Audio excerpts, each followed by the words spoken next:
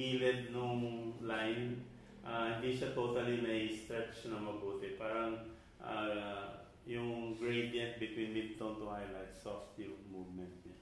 Kung exposure kasi lahat parang masyadong rusty exposure sa adjustment So if I want to darken it or brighten it, I use curves. You can actually use levels din. Parang pares lang din. Point ko kasi, why should I use levels kung kaya ko naman gawin lahat sa curves? Diba? So, ayan. Now, curves pa rin. I-adjust natin yung lips niya. Normally, itong mga to, linilabel ko yan, ginugroup ko. Kasi itong tatlong to sa mata to, di ba? So, para maging organized ako, ginugroup ko yan. So, gagawin ko siyang, ayan, itong group na to, eyes to, di ba? Kasi kung meron ka ng, like, 30 layers dyan, saan nga ito yung mata dito? Ito yata ito eh. So, when you group it, alam mo na ito lahat sa mata to. Ito yata yung mata, saan ba yun? Alam natin na ito sa mata to. Yan o. Diba? So, I'm gonna make another one, this time for the lips. Si lips naman. Minsan, pag nag-work ka sa lips, pag yung mga mali mo dun sa application ng lipstick, makakorek mo dito yan. Using clone stamp. Subukan natin na. Wala ako ng bagong layer dito. Kunwari lips yan, dyan ba ng layer. Then pupunta ako sa stamp tool ko ito. Tapos na ba setting ko ngayon? My setting is hard o mid lang siguro. Tapos dito yung zoom in ako dyan. So, di ba minsan may mga part dyan na bumababa or lumalampas. Di ba? Pag bumababa, you can just click your source here and then adjust mo dyan. Kapal masyado ng Hinaan ko lang yung opacity. Lagyan ko ng mga 40% or even less. So, dito na part, may mga part dyan na gusto mong ayusin dahil ito parang medyo light yung color dito banda eh. So, ayusin ko lang yan. Pero nakikita ko na yung line ko masyado. I think dapat magsasoft ako ng brush ko. Ayan, so. And then maybe 20% lang. Ayan, so. Mukhang hindi naman siguro nag-lip liner si makeup artist. So, pwede mo ayusin yan. Yung mga kulang-kulang dyan, 1%. Ito, may white dito na part. Ayan. So, pwede mo ayusin yan. 2%, 20%. Ayan. Pwede mo ayusin yan using clone stamp. Now, kung gusto ko medyo lush yung lips niya, pwede ako gumawa ng curves ulit to darken and lighten. So, to lighten it up, then Command-I, I wanna apply using my brush. And then, ano pa setting ng brush ko ngayon? Hindi siya hard, 100%. Siguro 50% lang. And then, dito yung highlights sa lips, di ba? Diyan banda, yan o. Yan yung highlights ng lips eh. Diyan banda, yan. So I'm just gonna add highlights to the lips.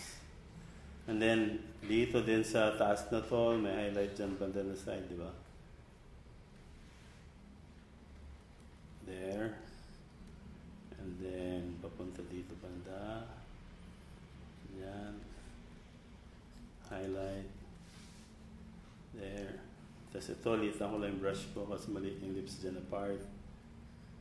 There. Tapos, gagawa ko ng another one. Dark naman. And then, Command-I. And then, ipabrush ko sa 20% dito sa baba. Lakihan ko lang yung brush ko konti. Dito, kasi dark yung part ng lips na yan, di ba? Yung sa ilalim. Dito. And then, sa near the mouth. So, darken ko, tapos darken ko dito near the mouth. Tapos yung sa labas din, litan ko yung brush ko.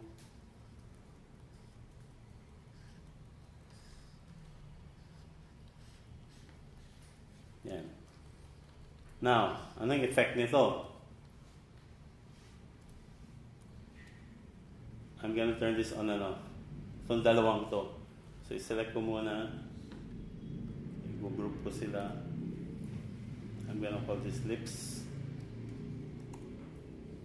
So, ano yung effect nito? Zoom out natin para sa makita natin. Ito yung effect ng lips. Nababago natin yung shape ng lips, di ba?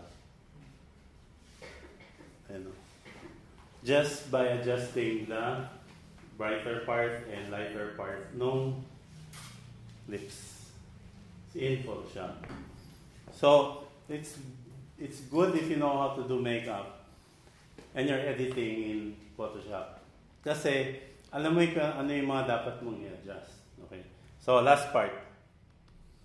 I-ano natin to siya. I-contour na natin to siya.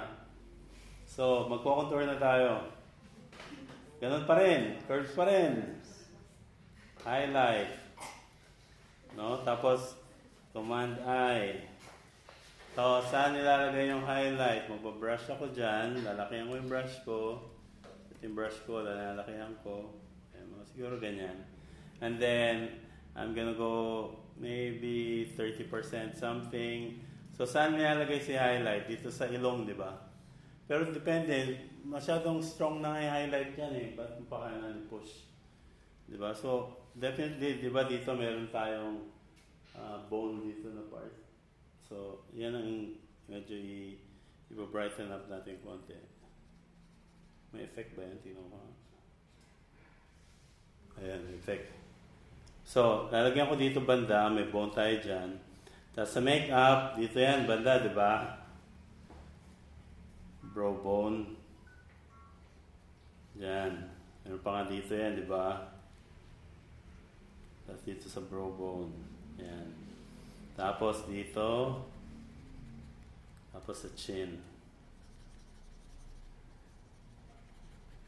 So, yan yung mga highlights. Tapos, dito banda. I-brighten up natin yung banda. And then, highlight here. May bone dyan eh. Tsaka dito may bone dyan.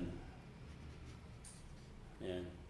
Tapos, gawa tayo ng dark na version. Another adjustment curves. Ito-darken ko siya. Command I. Saan banda yung nilalagay natin yan? Siguro gawin natin 20% lang ang opacity. Dito yan, di ba? Diyan. Tapos dito sa side. Paikot dito. Depende sa ano niya, sa forehead niya. Dito, masyadong malakas na itong ginagawa ko. Bawasan ko lang mamaya. Tapos siguro sa darken ko lang konti yung brow niya. Ayan. Tapos masyadong malakas siya. I-adjust ko lang dito, di ba? Ayan. Now, ito yung tinatawag natin na contour to, di ba? Pangalanan natin. Contour. So, anong effect? Ito yung before. Ito yung after. Before, after. And don't forget na pwede mo pa yan siya ma-adjust dito kung gaano kalakas. Adjust mo lang dito. Adjust mo lang dyan. Kung masyado malakas yung highlight, adjust mo lang konti. Di ba? And overall, ito yung before, ito yung after. Di ba? Right? In Photoshop. Matalino kasi si Photoshop. Kunwari, dito ako sa background. Sasabihin ko kay Photoshop, Photoshop, can you select the background for me? Go to select. Tapos sasabihin mo, select subject. Tapos, naselect na niya yung subject. Oh, nag-iisip pa siya. Ayan, naselect na niya yung subject. Tapos syempre, background ang gusto ko, di ba? Ipunta na lang ako sa select. Invert ko na lang yung selection. So, inverse. Ayan, so background na yung selected. So, kung gagawa ko ng adjustment sa likod, hue saturation kunwari, ang likod ang na-select, you see my mask right now? May tao na. At ang white is yung background, di ba? So meaning, ang background ng ma-adjust.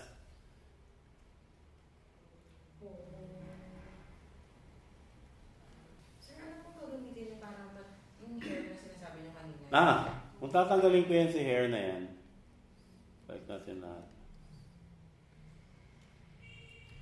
Gagawa ko ng bagong layer kasi ayaw ko siya edit sa original kasi para makabalik ako.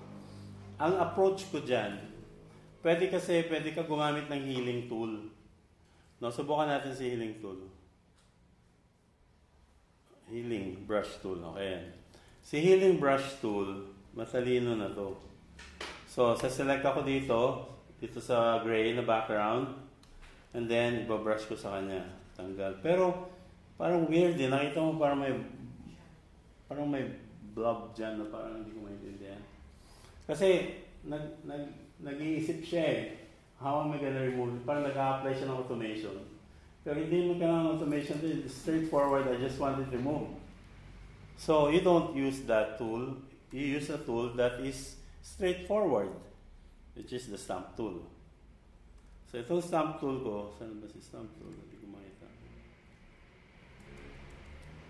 Okay. Kaya pala, select pa. So, si stamp tool ko, palalaking ko lang siya konti. Ayan. Then, zoom in. Ito si stamp tool ko, di ba? I wanna make sure na it's soft. And I wanna make sure the opacity ko is medyo mababa, mga somewhere 30% maybe. And then, source. Ito. Click. And then, start brushing. So, the reason hindi ko siya 50% no.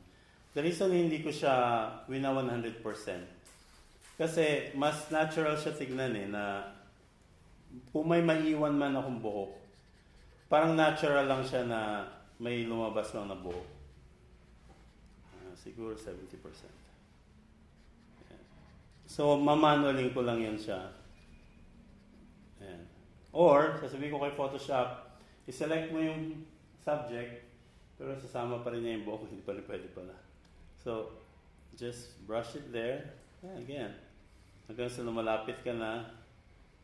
And then, pag lumalapit ka na, use a smaller brush. Yan, ganyan mo talaga yan siya. Yan. Itong mga nandyan sa mga gilid-gilid sa my ears, hindi ko na tinatanggal yan. Mukha naman natural kasi soft yung brush ko eh. Ito, tatanggalin ko yan. Source, left, yan. So, hindi ko siya wina 100% na tanggalin. Gusto ko dahan-dahan ko siyang tanggalin. Kasi para kung may mga miss out man ako, natural pa rin siya tignan. 80. Yan. Natanggal ko yan. So, kung naka-mouse ka nito, good luck. Tik, tik, tik, tik, tik. Tagal mo matanggal na dito sa mouse. So, ganun yan sa kabilang side. Dito. Diyan o. Diyan o. Ayan, tinatanggal mo.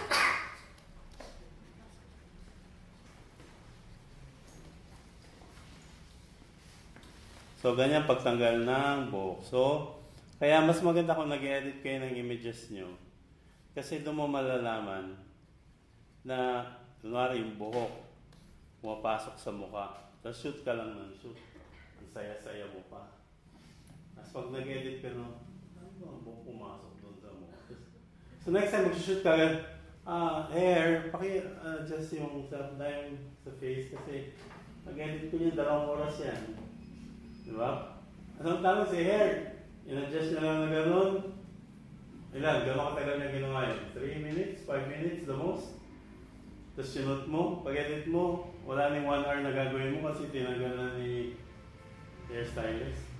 Di ba? So, kung nag-edit ka ng sarili mong photo, magiging critical ka na when you're shooting. O yung lips, medyo may ano dito, hindi pantay. Kasi alam mo, i-edit mo yung pagkatapos eh. Yung mga bagay na madali lang i-edit, i-let go mo yun. Pero yung mga bagay na alam mo matagal during editing, pagawa mo na yan, buhok number 1. Tapos minsan, naglagay ng false lashes. Yung original nandito, yung post nandito sa baba, dalawang nakaganon. Ngayon, kaya edit nun, na nag-iwala yung false at saka yung original. Di ba dapat pagkasama si false at si original?